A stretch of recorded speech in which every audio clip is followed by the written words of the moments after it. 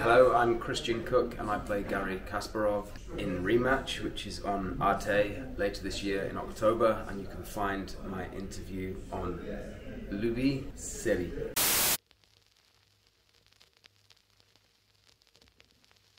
Yeah, I really wanted to portray the spirit of Garry, his steadfastness, his focus, his aggression on the chessboard, and just his focus, I think, his passion for achieving, for winning. I didn't want to get into mimicking him and trying to be exactly like him. It was just more about capturing the spirit of him.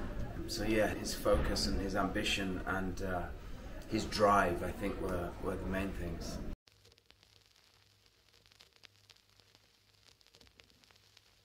I mean, it's that sort of catch-22 scenario where to be so good at what you do, you have to sacrifice a lot. And for him, unfortunately, I think a lot of the social aspects were sacrificed of his life, and he really was dedicated 120% to chess and to succeeding in that. And to get to that level, like any athlete, anyone at the top of their profession, they really have to sacrifice. So I think that is an admirable quality, the tenacity and the focus that you need to achieve. And so, I think he's impressive,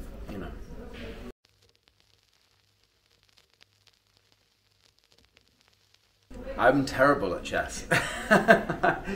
I'm not very good at all. I became more fascinated with it, obviously.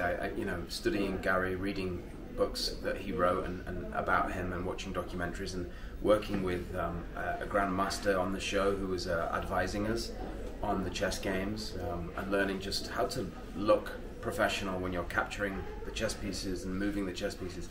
But what we were doing is studying Garry's games with Deep Blue, replaying a lot of the same moves. So it was another memory exercise. You have to remember your lines and you have to remember the chess moves. My appreciation for the intelligence and that part of the brain, that sort of advanced mathematical, logical part of the brain is something that I don't have really, not to that level at all. So it was, I think maybe my chess improved, I'm not sure, but certainly my respect and my admiration for chess players, yeah.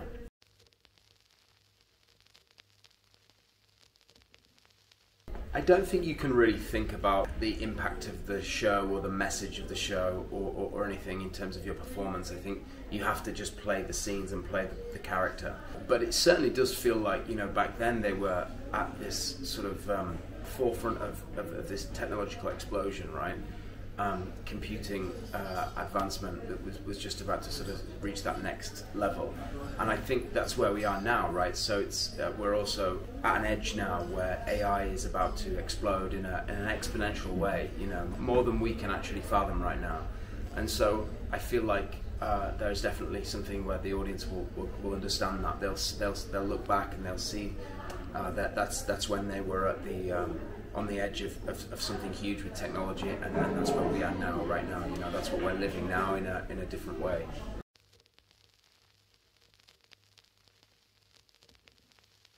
I think so. It feels like the right time. It feels like, because technology and our relationship with it and our understanding of it as human beings, they were just grappling with this sort of, computing was really just becoming, in the 90s, I feel like that's the time when households were every household was getting computers, and maybe just after that as well. So yeah, I feel like it's a good time for us to reflect on our relationship with technology and the merits of it and the disadvantages as well.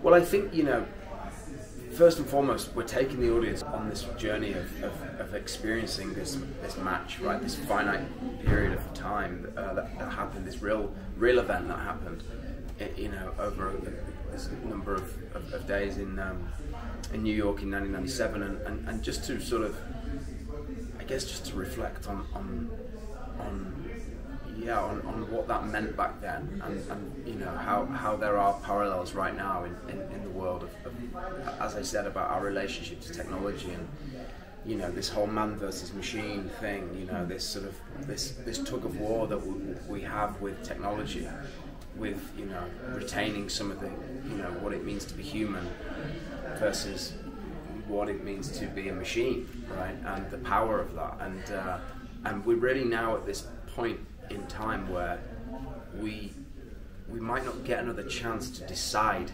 where technology goes, you know. So this is our moment to decide how we want to have it integrated into our lives and try and control it in some way before it's too late, I guess.